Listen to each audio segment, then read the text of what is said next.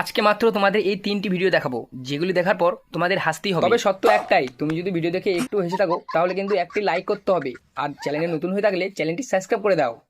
চলো তাহলে শুরু করা যাক। এই সময় কম, শুরু করো।